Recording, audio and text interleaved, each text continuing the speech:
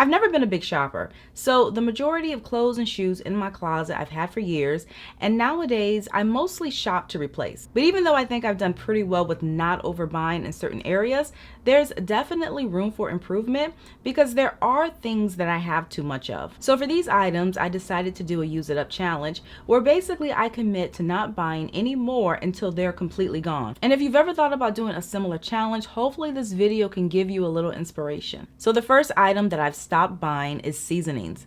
Currently, I have about 2 kitchen shelves full of ingredients. I have stuff for grilling, for seafood, and the list goes on and on. But although variety is good, it can go too far. And in the past, I would buy very unique or specific seasonings to go with a random recipe that I found online.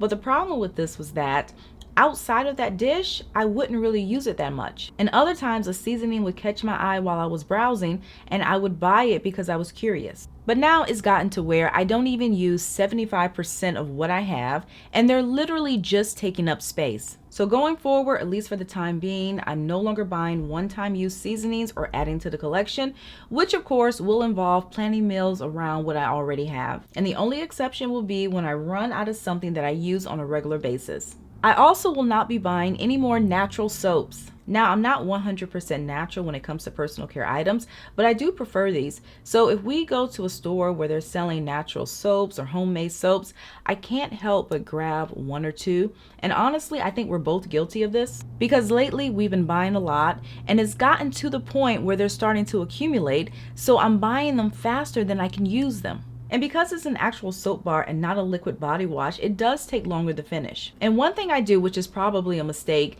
is that I don't use them in the order that I bought them. So if I'm not mistaken, I probably have a couple that I purchased in 2021 and 2022 that I still have in there unopened. So I definitely believe that it's time to put the brakes on those purchases and stay out of those stores for the foreseeable future. In addition, I don't plan on buying any skincare products for at least the next 6 months. Which I already know is going to be extremely hard because I do like experimenting with different products. And to make matters worse, I just recently ran out of my Neutrogena face cream, which I absolutely love.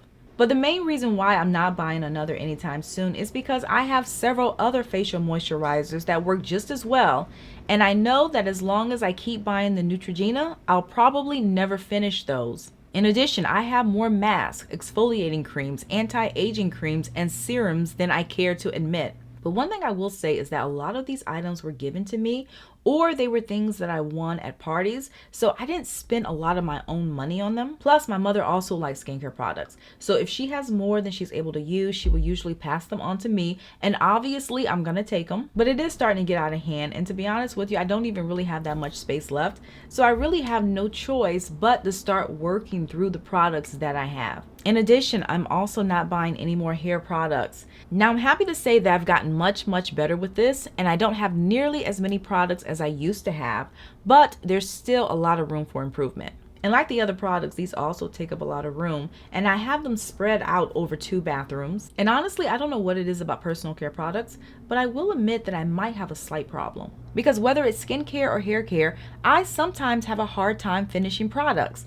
Not that I don't, but it does take effort for me to not leave product in the container. And it's not that I don't like what I have or it's not working. My problem, I think, is that 1, I get bored too easily with the products that I already have, and 2, I like to browse these aisles a little too much, so something is always catching my eye. But again, it's a space issue and the fact that I already have a lot of money sitting on the shelves not getting used. I'm also not buying any more essential oils. A couple of years ago, we decided to use less candles and we started using a diffuser for a natural fragrance. And to do this, we bought essential oils. But of course, we couldn't just buy 1 or 2. We went overboard and now we have more oils than we can probably use, especially since you only need a few drops at a time. Plus, we don't even use the diffuser every day. We use it maybe 3 or 4 times a week. So the essential oils that we currently have can probably last us until the end of the year, if not longer. And finally, I'm not buying any more cleaning products until I use what I have.